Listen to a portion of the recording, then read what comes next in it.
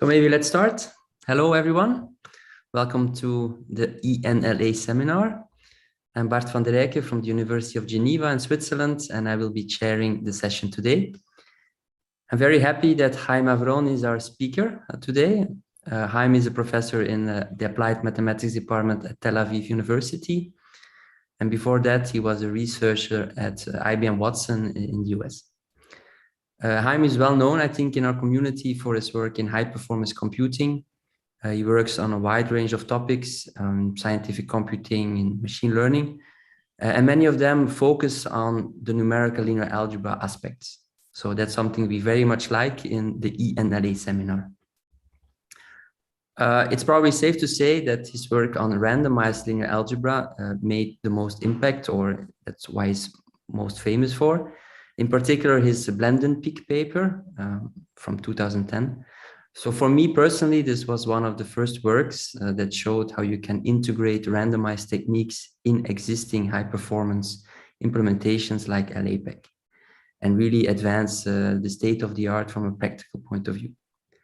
Among many other topics, he has continued working on randomized linear algebra, and I believe his talk today is also related to that. Haim, before I let you start, let me say to the audience that you are free to ask your questions by typing them in full in the chat. You can also just say them out loud if you raise your hand in Zoom, or if you state in the chat that you would like to ask it yourself. Otherwise, I will just read your question and let Haim answer. If you want to speak, then I will have to enable your microphone, so you will need to indicate that you want to ask your question yourself. Okay, with that, Haim, I'm ready. Please go ahead. Thank you, Bart, and thank you for the kind introduction. And I would like to thank the organizers for inviting me to give this talk. So I'm going to talk about randomized preconditioning, but I want to discuss how it can be used on problems that are not basically least squares or linear regression, but on other types of problems.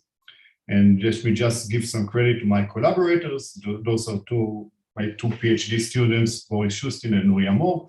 Most of the work I will present was done by it's the PhD work of Boris, which actually is looking for a postdoc position. Some of you are interested in a postdoc. And Nuria Mor, his work is near the end. There will be some slide on his work. So I'm going to talk about randomized preconditioning, and a key factor in it is sketching. So actually, most of the talk will not be on sketching. So I will just give one slide, and then the major part of the talk will be how we can use sketching to create preconditions that can be used in other methods. So it's not going to be too much on sketching. So there's only going to be one slide on sketching. So basically, randomized numerical linear algebra, the main tool that we use to design algorithm is something called sketching. It's taking a matrix and kind of applying to it some kind of randomized transformation to make it smaller, and then using that smaller matrix to kind of solve the problem that we really want to solve, right? So the sketching can be from the left, it's written here, or it can be from the right, or it can be from both sides. The details are not that important for now, but we do this kind of transformation to make a smaller matrix and use that. And the transformations are randomized. They're usually based on sampling or some kind of mixing transformation. And that's the kind of the main primitive we use in kind of randomized numerical linear algebra. But more important than how we kind of do this kind of sketching transformation is how we are, more relevant for this talk is how we are going to use this kind of sketched matrix. So in general, if you look at the literature on randomized numerical linear algebra, you will see that there are basically two strategies, roughly speaking. There's obviously many kind of ideas, but you can divide the ideas into two main categories. That's sketch and solve and randomized preconditioning. So let's discuss the difference between these two approaches. In the sketch and solve, you take your input and you sketch it using kind of these randomized transformations like I showed in the previous slide, which gives you kind of a smaller matrix that will, in some sense, you use to define a smaller problem. No, it's usually a problem that is very similar to the original problem, but has matrices that are smaller. And then you solve that smaller problem, you solve it exactly, and then you somehow take that solution to form an approximate solution to the original problem, to the problem that you really want to solve. And I will give an example for this in the next slide. The second approach, which is the one that I will focus in this talk, is the randomized precondition approach. You take the input, you create a sketch of it, but now you don't form a smaller problem. You just take this sketch and somehow use it to form a precondition. You only process it after you form the sketch, do some additional steps. You create a preconditioner and then plug that preconditioner in an iterative method and try to accelerate the convergence and solve the original problem exactly. Those are, generally speaking, the two strategies. So let's see in a very simple example how they play out. And it's kind of the one that also appeared in the blended peak paper and the one that it's a very simple example in a sense. When you want to solve a least squares problem. So you have a matrix A and a vector B, and you want to find an X so that X is as close as possible to B. So I will sketch and solve work. So in the sketch and solve approach, you sketch your input. That means sketching both the matrix A and the matrix B. It's the vector B, sorry, not the matrix B, the vector B. So now we have this kind of smaller matrices B and C, the smaller matrix B and smaller vector C. So hopefully this sketch transform will take the tall matrix A and form kind of a much shorter matrix B. And now you have a new problem, right? You have a problem with the matrix B and the vector C. You solve that exactly using QR, SVD, whatever. And now your output is basically this vector Y, because that's the same size as the output X that you want to find that will solve the original problem. That's the sketch and solve approach. And I'm not going to kind of give the analysis of this method. I'm going to discuss, what are kind of the advantages of this approach, but I'm not going to kind of analyze these two algorithms that I'm writing here, because that's not the focus of this talk. It's more kind of the motivation for the work that I will present later. So anyway, the second approach is randomized precondition. That's what was in the blended big paper. You start with almost the same operation. You sketch, but only the matrix A. You don't sketch the vector B, forming a matrix B that is smaller. But now you want to use this B to form a preconditioner. So the way you can do that is you can compute a QR factorization of B and take the R factor as a preconditioner, and you plug it into an iterative method. Specifically, what we did in blended big was LSQR, but you can also do LSMR, you can do other methods. You plug that in, you can show that this is a good preconditioner for the matrix A if you design the sketch transform in a good way and you have enough rows, and you converge faster and get your output X that is hopefully close to the vector X that you want to find. So let's kind of understand these two approaches, but not from how they are implemented, because how they are implemented differs from problem to problem, but what are the advantages of each of these approaches?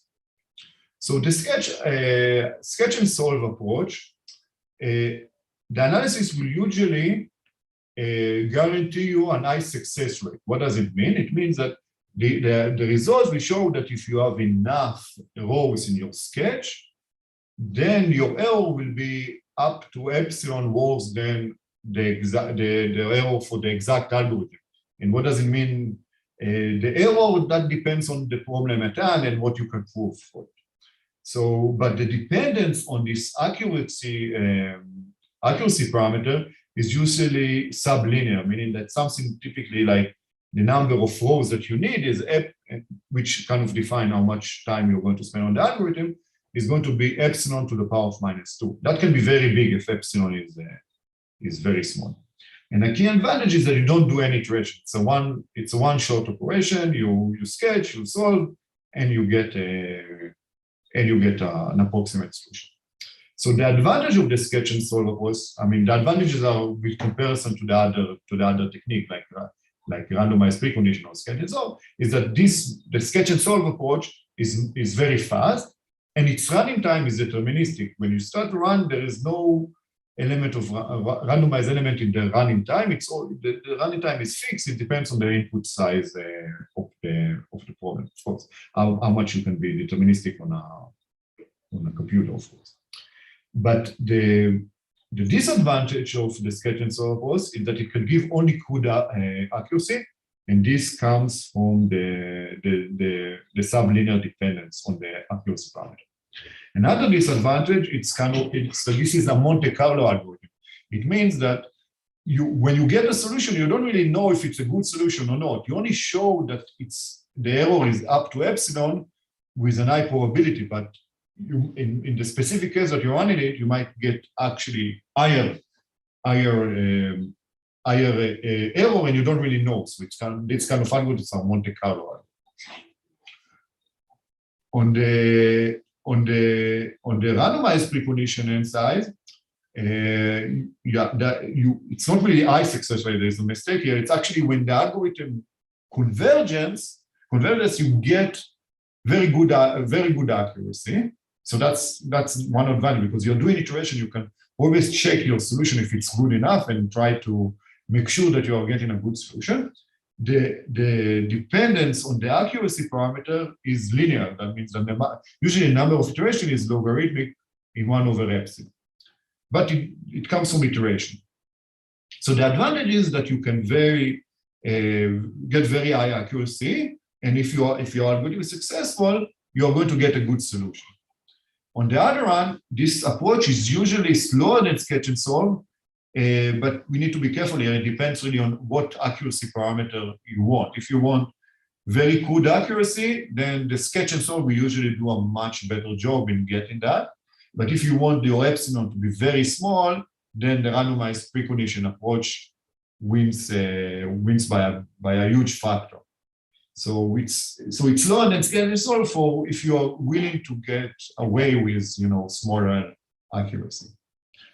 And also it does iterations. That means that you cannot really do streaming, but I'm not going to discuss streaming in this talk. So if you look, at the literature on randomized algorithms for linear algebra, there's, by now quite a lot of papers on it, and you can try to divide them, into what uses the sketch and solve, what uses the randomized preconditioning, which here I'm calling it sketch to precondition, but it's randomized preconditioning, which approach they use, and try to see what problems we can use with each approach. So for the sketch and solve approach, there's actually a very wide array of problems that we can solve with that. I mean, it's been applied to linear regression with all kind of flavors.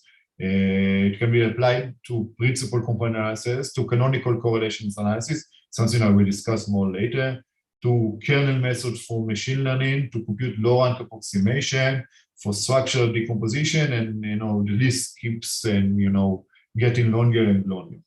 On the other hand, if you look at the right side on the sketch on the randomized preconditioning approach, there's quite a few work on that, but in a sense, it's kind of regression problem. It's linear regression, kernel regression, Laplacian solver. It's all kind of problems which amount to solving a linear regression or solving a linear equation.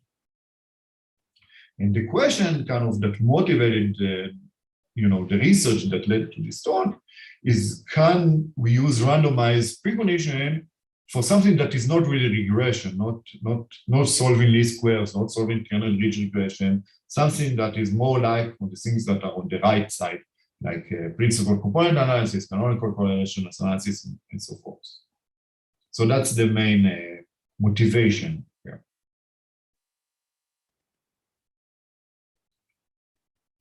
So in the recent years, there is some work on using randomized preconditioning beyond regression. And here too, we can divide the work into 2 different strategies. The one on the left is, in a sense, the more natural approach to take a randomized preconditioning, beyond regression. And that's basically to leverage what we know how to solve. We know how to use randomized precondition to solve least squares fast. So let's just use that, you know, to solve other problems. Let's try to convert the problem that we want to solve to a series of least squares problem, and then use our faster kind of algorithm like blend and pick or whatever to accelerate the solution of these least square problems. So two examples of this approach is some work that I did with Petros Dineas and his students on faster interior point methods for linear programming. And another example is some recent work that was published on accelerating Gauss-Newton for deep learning. So this is the approach I'm not going to discuss in this talk. I'm going to discuss the one on the right, precondition optimization, which in a sense is a little more ambitious. That's the way I see it. And it is not to kind of, you know, convert the problem that we want to solve to a series of problems we know how to solve using randomized algorithm, but design randomized preconditions for, you know, that tackle the problem directly. So in the precondition optimization approach, we take the problem that we want to solve, we find some iterative method to solve it, and then we find a way to precondition it. And then once we are, you know, we have these two components, we use a randomized preconditioner to kind of create a preconditioner. And of course, we need to prove that the preconditioner is effective. That's a key step to show that we are actually doing something that makes sense. So this is the approach I would like to focus in this talk. And specifically, I'm going to look at a specific class of problems, and that is optimization under generalized orthogonality constraints, which I'm going to explain what that means. So essentially, what we want to solve is problems of the following form, that we have some function f that depends on a series of matrices x1 to xk. And for each one of these matrices, we have a generalized orthogonality constraint. That's basically what's written over here, that we have a matrix B sub I, which is symmetric, positive, definite, and we want the matrix X sub I to be orthogonal with respect to the inner product defined by B sub I. So this is the general structure of the problems that we want to solve, and of course we want to kind of use randomized preconditioning. So what we are going to do is we are going to try to solve this kind of problems using something called Riemannian optimization, which I'm going to give a few slides on that in the next few slides. And we'll precondition that optimization method and use sketching to form the precondition. Specifically, the problems that I'm going to discuss is finding the dominant eigenspace, canonical correlation analysis, which is the majority of the talk will be on that. And there will be a few slides on solving trust region subproblems. Okay, so to be able even to discuss the problems that I want to kind of apply a randomized precondition to, I need to kind of explain a bit on Riemannian optimization, and now we are going to precondition. So the problems that Riemannian optimization try to solve is minimizing some function f, where the variable x, which in our case will be actually matrices, not vectors, are constrained to be some smooth manifold.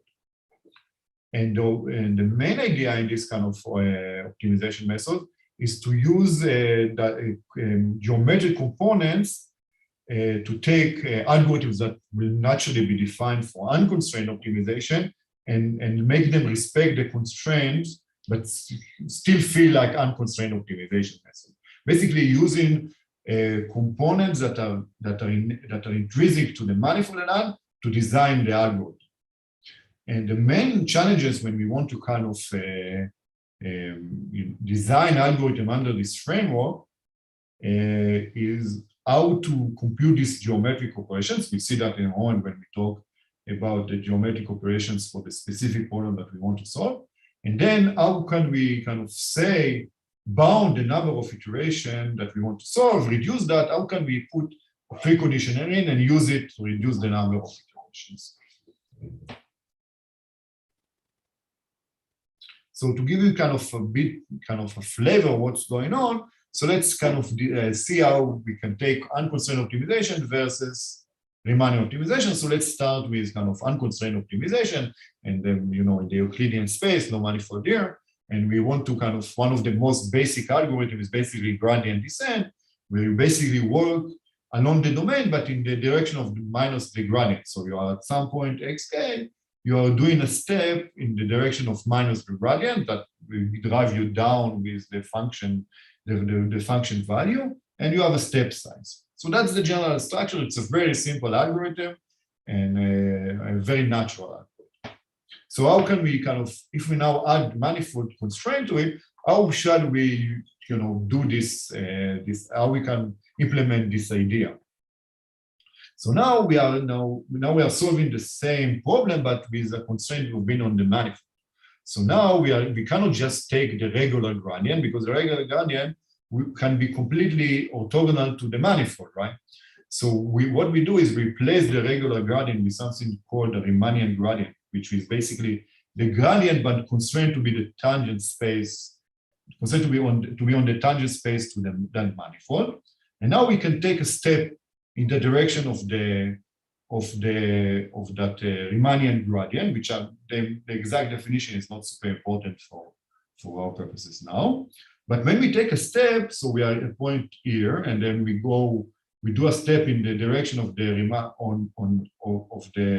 Riemannian gradient, that will take us to another point on the tangent space, but that's not really on the manifold. We have to respect the constraint. So, you know, you cannot just move that's in the direction of the gradient. You need to get back to the manifold, and that's some operation called retraction, which basically is an approximation how to move on straight lines on the manifold. So basically what we did here is, if we look at the previous slide, we took the various components and we generalized them. We took the regular Euclidean gradient and we turned it into a Riemannian gradient. We took what here appears to be kind of doing a step on the domain, and we generalized that and we converted it to something that respects the manifold structure, and that's the retraction. So that's the way we kind of build this algorithm. We take the various components that appear in kind of unconstrained Euclidean optimization and build kind of analogous components that respect the constraints, and then just, you know, convert the algorithm by changing the various components. But the main challenge is, again, that the gradient is very easy to compute, but the Riemannian gradient might be complicated. Or if you just take two vectors and subtract them, that's very cheap. But doing this retraction that will respect the manifold constraint, that can be expensive, and that's something that you need to design and to kind of do somehow efficiently. And of course, even doing this, analyzing this kind of gradient descent in Euclidean space is very simple, but if you now have the manifold constraint, the analysis becomes more complicated. So let's look at the Riemannian gradient descent and ask ourselves, how can we precondition it? So the key factor is that when we have a manifold M, that's the constraint. To design an algorithm, we need to put something called a Riemannian metric on that manifold. That's basically how we take the various tangent spaces and define what means to be an inner product. That's the small g over here that defines, on each of the tangent space, it defines an inner product that in turn define what it means to be what is the gradient, because the gradient is basically the direction where the derivative is the strongest. And to define what it means to have a strong derivative, you need to somehow measure it. That's where the Riemannian metric comes in. Now, the key idea, the key observation is that this Riemannian metric will have a huge impact on how quickly the algorithm will converge, because it really changes how the Riemannian gradient is defined and how and what directions we are going to go in. So one way to kind of incorporate preconditioning in Riemannian optimization algorithm is by changing the Riemannian metric. You take that, you define that metric in a way that will that will accelerate the solution and will make sure that you are converging quickly to the optimum point. So this is not a new idea. It appeared in a paper from 2016 called Riemannian preconditioning, where they proposed to change the metric in order to kind of accelerate the solution, in order to incorporate preconditioning, in a Riemannian optimization. Now, to understand how can you analyze the effectiveness of this approach is the observation that if you want to look at the asymptotic convergence of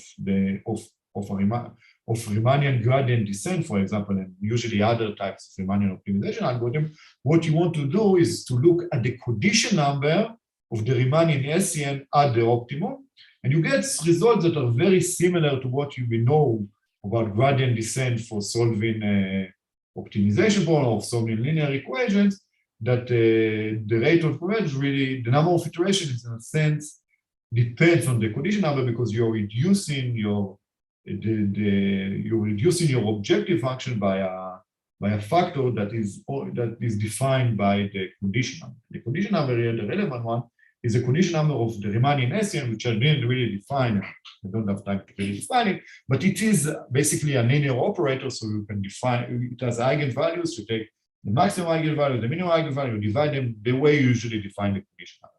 So when you are trying to realize this agenda of Riemannian preconditioning, you want to design a preconditioner, basically a Riemannian matrix. And I will show a Riemannian matrix, and I will show examples of it in a few slides that will make sure that this condition number is small. Now, to kind of connect it to things that most of you are more familiar, let's see that this idea of Riemannian preconditioner is actually a generalization of regular preconditioner. So suppose we have a positive definite matrix A, and we want to solve AX equals to B, right? So we can write it as an optimization problem. That's a very classical, a classical result that basically the inverse of A times B solves this quadratic objective. Now, suppose, we know how to solve it. We can do just regular gradient descent, but let's imagine that we are using the idea of Riemannian preconditioning to solve it. So we are now talking in the language of Riemannian optimization. So we don't have, we need to do a retraction when we want to move in the direction of the Riemannian gradient. And the retraction in the Euclidean space is very simple. It's just vector addition. We need to define the Riemannian metric, which here the tangent space are the entire space, they are Rn, and then we define the Riemannian metric with a preconditioner and basically the dot product of the two tangent vectors, which are vectors in n-dimensional Euclidean space. We define the inner product with them, but with respect to this matrix M, which is our preconditioner. And now if you do the math, you'll see that the Riemannian gradient is basically taking the regular Euclidean gradient and multiplying it by the inverse of the M, which is the preconditioner. So when you write the Riemannian gradient method, you get to this very simple equation, which we all know as precondition Richardson. So we are recovering the same idea that we are recovering for preconditioning when solving linear equation, only we derived it from the viewpoint of changing the metric and not changing the problem itself. So the whole idea of Riemannian preconditioner is in a sense how to generalize regular preconditioning for solving linear equations to Riemannian optimization. So, okay, so that's the framework we are going to use to kind of solve problems with generalized orthogonality constraint. So let's see how that plays out when we actually want to solve problems of that form. So we start to write the manifold domain, how the various components play out. So we have this manifold. This is the manifold. So let's imagine that we have only one constraint, because when I presented earlier, there was multiple constraints on different matrices X sub I. But now let's imagine that we have only a single matrix constraint. So we have a matrix X that we constrain it to be orthogonal with respect to some matrix B. And then we define this manifold, which is called the generalized Stiefel manifold. And we are trying to solve optimization problem constrained to the generalized Stiefel manifold. And if you do the math, there are various formulas here on the various Riemannian components, not all the different components that you want to that you might want to kind of implement if you are doing Riemannian optimization. But one thing that is important here is that we are not doing any Riemannian preconditional. We are just using the natural metric that people use when they are trying to solve optimization on problems on this manifold. That's the metric that appears in various papers and also in Mandop, which is a library for Riemannian optimization, and that's basically to define the metric with respect to the matrix B, which defines the manifold constraint. So that's important. We are not doing any precondition here. That's the most standard metric that you use. But the main problem with this standard approach is that if we are looking here at the Riemannian gradient, we see that we have the inverse of B. And usually, and in many cases, especially in particular for the cases that I will show in the following slides, just computing the inverse of the metric that defines the constraint is as expensive as solving the problem directly. So there's no point in doing iterations here when the cost of a single iteration is bigger than the cost of solving the problem exactly. So Ilse is asking what is the dimension of x sub I. I think it's written here. It's n times p. Oh, sorry. Yeah. Sorry, that Greek thingy. Oh, the Greeks. Oh, yeah. That's also n times p because that's a tangent vector. It's the same size as the vector. So it's also n times p. So that is expensive. So we want to avoid it, right? So what we are going to do is say, okay, we want to maybe use this p. It really depends on the algorithm, and we'll see. Now, not all algorithms, the best choice for the Riemannian matrix is to define it using this matrix P that defines the manifold, but we want to use it. So we're going to replace this P with a different matrix, A sub X. It's going to depend on the specific point that we are now working on in the manifold. And that will be, in a sense, something easier to invert. So we'll be able to do the iteration much faster. And hopefully we'll still converge fast like we would have used B. So that's the precondition, what I call in the paper, preconditional generalized Stiefel manifold, where what we changed is the definition of the Riemannian metric. And that changes, how you define what is projection on the tangent space and what's the Riemannian gradient. The formulas become much more complicated. You need to solve a small Sylvester equation, but still, this is not very expensive operations. It might look complicated, but it's not that bad. But what's important here is that now you have the inverse of this preconditional. And hopefully this preconditional is some matrix that is cheap to invert, unlike the exact matrix B that you do want to avoid inverting. So you basically, you change the metric, and now we have one of the two of the things that we want is that what are the various geometric components that we need, but we still need to find a good precondition. We need to decide how to form this M sub X. And that really is problem dependent. So let's look at a very simple example. And I will show you that basically inverse power iteration is basically precondition Riemannian gradient descent. So suppose you want to find so we have a matrix B, which is symmetric positive definite, and you want to find the eigenvector corresponding to the minimum eigenvalue. So you can solve, it's very easy to, I guess everybody knows that you basically can optimize the Rayleigh quotient, which you can write it as, you can basically flip the numerator and denominator and form the problem as maximizing the norm of X subject to an orthogonality constraint with respect to P. The optimum of this is the smallest eigenvalue, but 1 over the smallest eigenvalue, inverted. So now you take this problem and you apply the components that I showed in the previous slides with the precondition Haim, and you get this kind of iteration, which kind of looks very complicated. But what happens is that if you take your m sub x to be always b, and you take your step size to be very carefully chosen, specifically this, everything that is easily computable, and you plug everything in, you'll see that the iteration that you'll find is exactly inverse power iteration, and the condition number of the SEN at the optimum is given here, and it's defined by the gap between the smallest eigenvalue and the second smallest eigenvalue. So inverse power iteration is in the sense preconditional Riemannian gradient descent, but using with a preconditioner that is actually very expensive to compute because you do need to invert b in every iteration, right? You do it once, but you still need, but that's very expensive. But you can actually, using the same iteration, use different strategies to define the preconditioner and not necessarily take m to be b.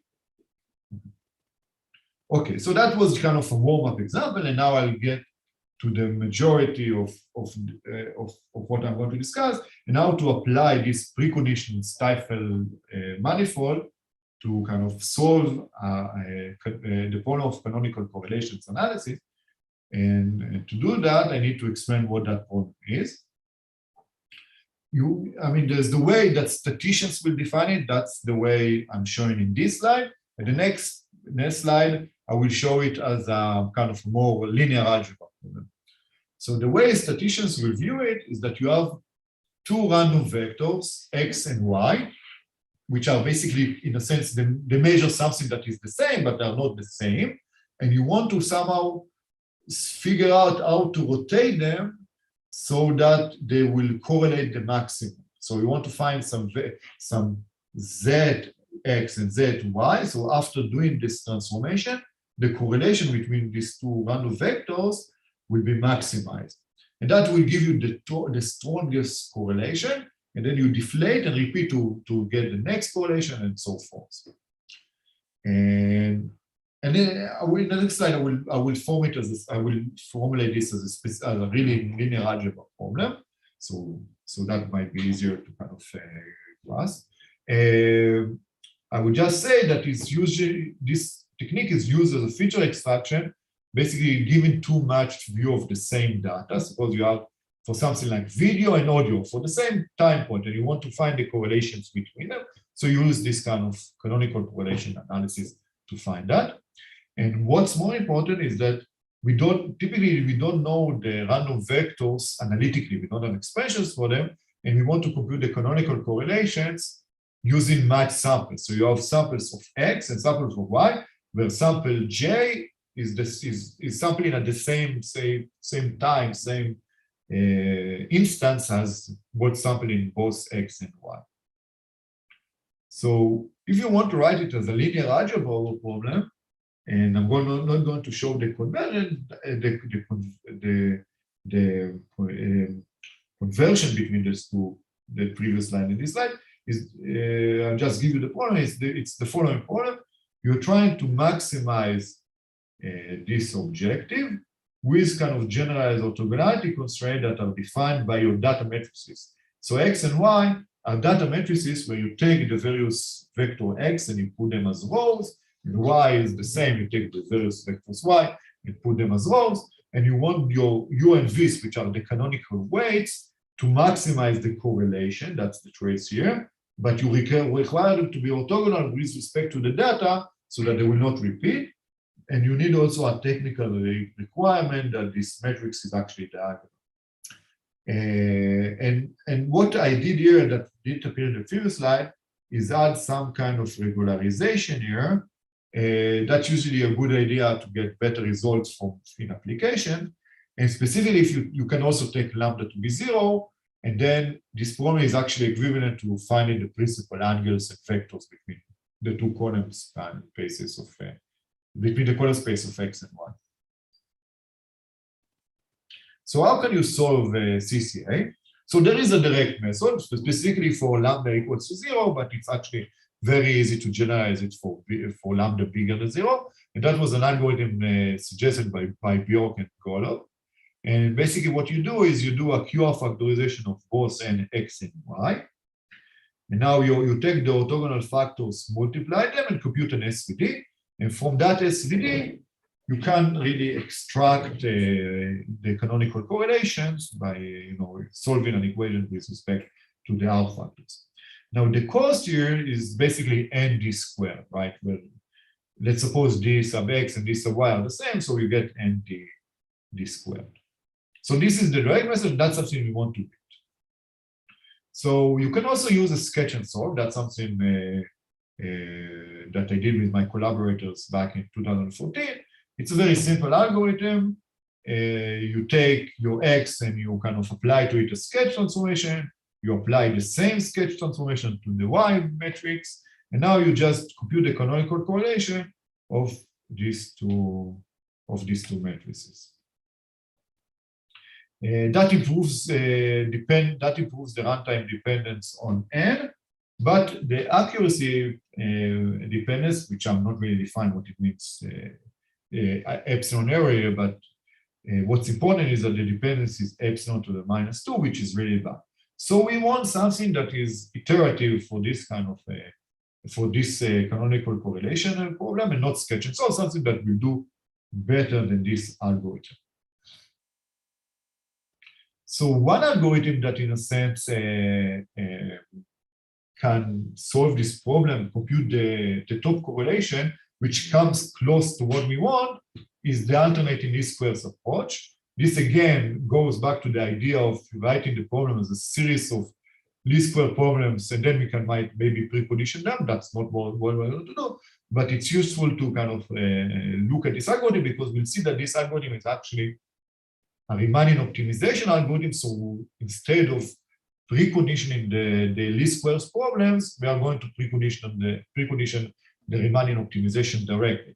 So anyway, the way this algorithm works is you convert the problem to a series of least squares problem. At each iteration, you either freeze the U factors or the phi factors and solve a regularized least square problem with each of the two factors on its own.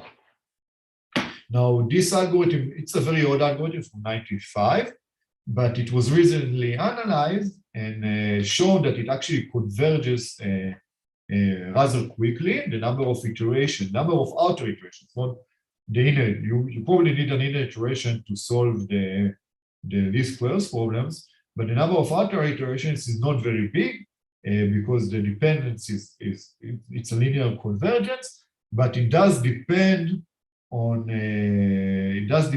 something that is basically similar to the eigengap, right?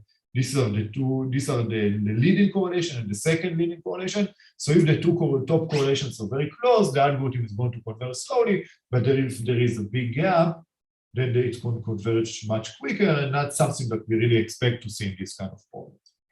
So this is a very good convergence result in terms of the number of outer iterations, but there is a problem because we do have this inversion here, which is, again, this sigma xx is basically x transpose x. Sigma yy is y transpose y. Now, just computing these two matrices will take us ND squared, right? And I'm not even talking about inverting them or computing some chip to apply inverse or something like that. Just computing that is going to be as expensive as the direct method that takes ND squared. So this algorithm, in a sense, doesn't make sense because you are spending the setup time as big as you can do a direct method. The direct method will give you all the correlations, and you'll do few iterations and get only one correlation. So this algorithm is just too expensive. So that repeats what I said here, that the setup time is just too big, but the number of iterations is good. The good aspect is, again, that we have a very good iteration complexity, but the setup time is simply too large and as expensive as the direct method. but the basic observation that that will kind of let us apply preconditioning is that this algorithm, this alternate linear square, is actually a Riemannian gradient descent. And to see this, let's write the problem that we want to solve, the top correlation, in terms of, as a Riemannian optimization algorithm, as an optimization on manifold. So now this is the objective. Oh, my pen stopped working, I don't know why. Okay. The objective is written here on the top, and our manifold constraint is basically going to be it's going to be a product of two generalized types of manifolds. And once you have the components for a regular, for one generalized type of manifold, computing the components for a product of two types of manifolds is very easy. You basically, the retraction is like doing retraction on each of the two components separately. You define the metric with the standard metric. We are not using preconditioning here yet. And then we get that the expressions that we saw in the previous slide for computing the least squares are basically appear in the Riemannian gradient. And you take a specific step size that is written over here. And if you take that specific step size, you recover the alternating least square algorithm that's written here. I'm not showing the details, but if you do the math, you'll get the same algorithm. So basically the alternating least square, which is slow, which is fast in terms of iteration, but slow in terms of each iteration itself, is a case of Riemannian's gradient descent. And now we understand that the slowness of each iteration comes from the specific choice of the Riemannian metric, which uses the exact sigma matrices that come from the data, and computing these matrices is as expensive as solving the problem exactly. And what's important that they come up as the inverses in the Riemannian gradient. And that really suggests that we can take this, we can basically apply the precondition idea. Instead of using these two matrices to define the metric, we use a precondition. So that's what, okay, that's just saying this of what makes the step expensive. And now, before we introduce the precondition, I'm going to say how we can do multiple correlations that amounts to now replacing a single vector u and v with matrices, but we also need to add the matrix n here with some decreasing numbers that is used to ensure uniqueness. You can look at the paper for the details. I'm not going to go into the details. You really need that matrix to make sure that the solution is unique. And now your domain is the product of two generalized type of manifold with multiple vectors, and you can write the retraction. And of course, now we are going to use the preconditioning. That's the main idea that I presented earlier on how to accelerate algorithm with generalized type constraint. And you write a preconditioner mx and my, and we'll see in a moment how you can form this preconditioner. And now you have equations for the various Riemannian gradient and how to compute the projection on the tangent space. That's something that will give you the retraction in the Riemannian gradient. Now, to understand how we can design these M matrices, we again, like I said earlier, we need to look at the Riemannian Hessian at the optimum. So the Riemannian Hessian, without going too much into the definition, so there's a definition here. It has two advantages. It allows us to use second order method like Riemannian Newton, Riemannian Transregional method, and it allows the analysis of the symptotic convergence. That's something that I showed you near the start of the talk. So that's I'm not going to go into the definition of the Riemannian Hessian. I'll just say that it's not easy, but you can work out what happened, how the Riemannian Hessian looks once you are putting the preconditioner inside. That's the expression that appears over here. It's a complicated expression, so we're not going to the details, but you can work. If you work out, you get this expression. But more important, this really allows us to analyze the condition number of the Riemannian Hessian at the optimum, and we can prove the following theorem that that the condition number at the optimum can be bounded by by a product of two components. One of them is how close M is to the kind of the matrix that would have defined the natural metric to use on that manifold, but the expensive one using sigma will be as expensive as solving the direct method.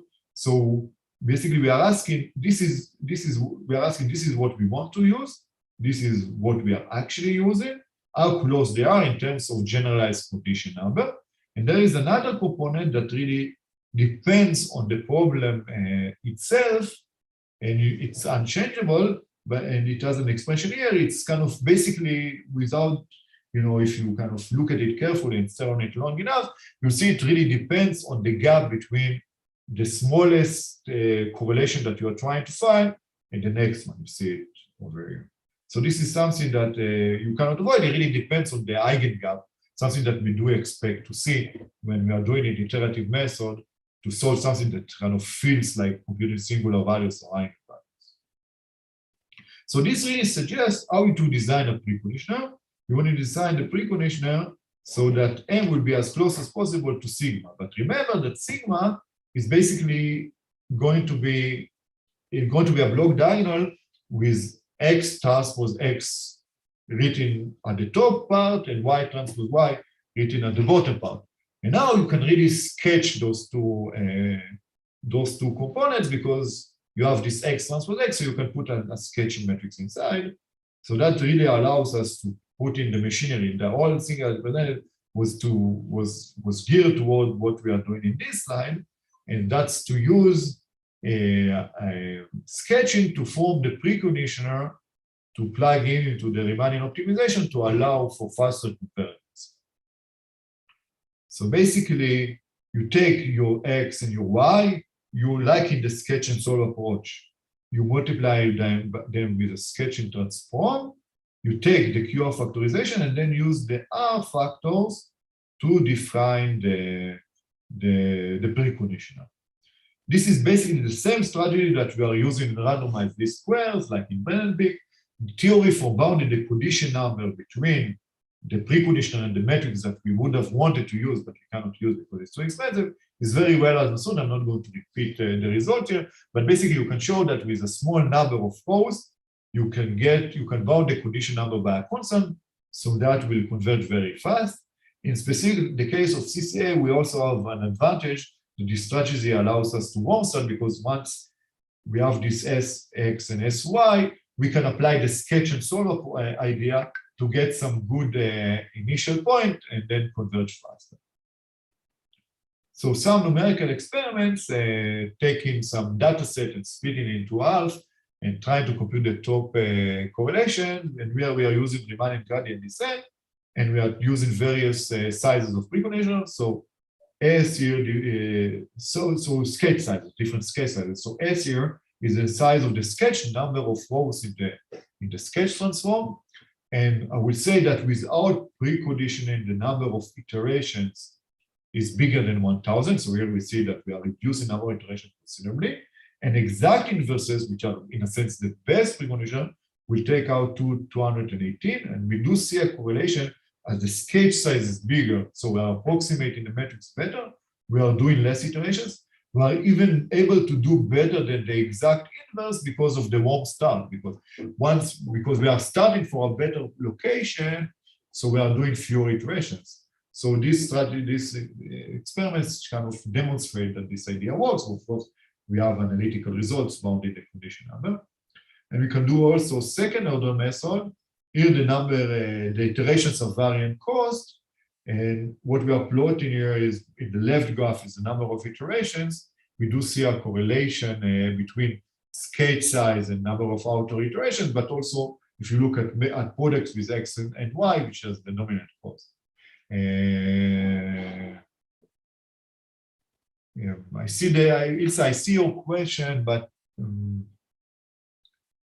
you need to see. Oh, you need to sketch. Yeah, you need to sketch both X and Y, but that doesn't really limit you because if you have enough rows with high probability, you're working both for X and both for Y, and then you use union bound to show that you work for both of them, at the same time, because the dependence on the failure is very good. So in a sense, it's not a problem that you need to simultaneously sketch each one, because you need to sketch each one well on its own, not any correlations. So that's not really a problem.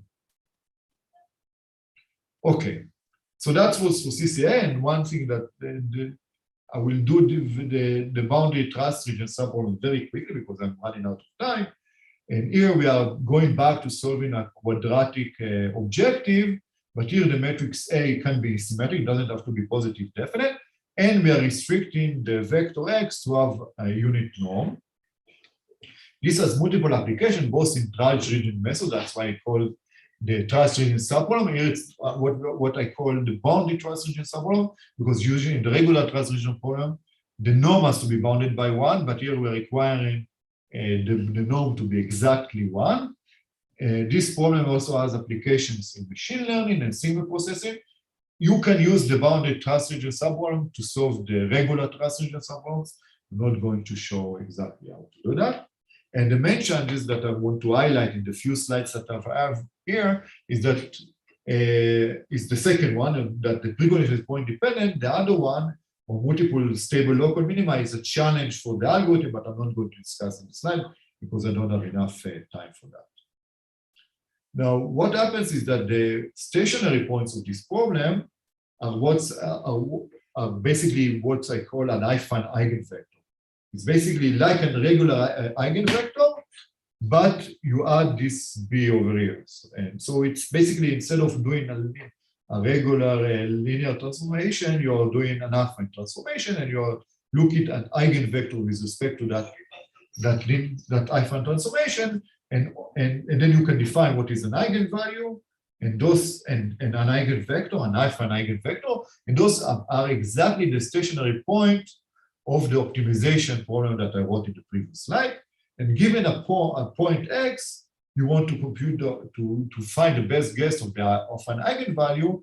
And that's you can use basically the affine Rayleigh quotient, which is very similar to the regular Rayleigh quotient, only you have this added term here. So that's the stationary point, and what you are trying to find is the stationary point, basically the smallest affine eigenvalue. That's the solution for the problem, the boundary transition subproblem. Now, now you can use the machinery of Riemannian optimization with the Riemannian precondition and all the components that I showed earlier, and you can do the analysis and show that the condition number of the SN of the optimum is basically given by this expression, which is basically the precondition multiplied by A minus the affine eigenvalue corresponding to that optimum times I. That will make sure that this matrix is actually positive definite, and you have to require this matrix to be positive definite. So the preconditioners should actually approximate this matrix, but this matrix depends on the point, because of the affine eigenvalue depends on the optimal point, but we don't know the optimal point, so we cannot really define the preconditioner in advance because we don't know what matrix to approximate. So what we do here, and I'm not going to go into the details because I'm really running out of time, is that our preconditioning matrix, it depends on the point, but you take a seed approximation for the matrix A using a randomized algorithm. We kind of build a randomized low rank approximation A tilde of A. And now you add the best guess for the affine eigenvalue based on that point, but you do have to pass a smooth function that will make sure that your matrix M sub X is always positive definite, because if positive is not positive definite, you cannot really use it as a preconditioner. So there's some details here that I don't have time to go into. That defines the algorithm, and then we have some results that some numerical results that show. You can also show that this gives you a very good condition number bound, and experimentally you see a very big reduction in the number of iterations when you use this strategy. So again, I think I'm out of time, so I'll just quickly summarize. Randomized numerical linear algebra can achieve high accuracy when used for preconditioner, but to get accuracy beyond regression, we need some, for beyond regression, we need some way to precondition the method. And I try to convince you that Riemannian optimization is a good way to put in preconditioners inside, and specifically randomized preconditioning. And I showed it specifically for orthogonality constraints, right? Orthogonality constraints. And there is some reference here of some papers under review. And I will be happy to answer any question. Okay, thanks, Haim, for the very nice talk. If somebody has any questions, then please type something in the chat or raise your hand in Zoom. For the moment, I don't see any questions. This Ilse. Okay, yeah, Ilse, go ahead. I just have a stupid comment. I think it's Stiefel, not Steifer. I think there was a Swiss guy. It's IE, not EI. Sorry for Really? comment. Okay. Well, I don't know how to say it, right? And that, yes. Okay, are there other questions or remarks? Yeah, Alec, let me allow you to unmute. Go ahead. Hello, and thank you for the nice talk. So I want to ask, I'm not sure if you covered it actually, but for example, in least square solvers, I think it's in the paper of Rocklin and Tigert, they say that you can use, for example, you can do a sketch and solve and use the approximate solution as an initial solution to solve the precondition iterative problem later. Would something like that be applicable here, or any comment in this direction? That's exactly the warm stop idea, right? Because if I go back here, like here, you see, I say this is the same strategy as in the list. My pen stops working randomly. I don't know why. This is the same. Okay. At the top here is the same strategy for forming the preconditioner as in the Rockley's paper, in the blended peak paper, and then at the bottom I say, you can do a warm start, you can do the sketch and solve for the CCA of this smaller problem and use that as a starting vector. And that's basically the same idea as Rocklin and Tigert were using for the overdetermined system. For least squares, the effect is very small from my experience. You don't really save that much. Here you do the warm start gives you a much bigger benefit than in the linear regression case. Okay, there's somebody else. Racheli, let me unmute. Go ahead. Hi, I have a question about the inverse power iteration. You said that in this case we choose mx to be b, but before you said that b is as hard to invert as the problem itself. So how I didn't understand how it helps us. No, in that case it doesn't. Well, in that case I was just trying to build a motivation. Let's go back to that. It's not something I'm really suggesting.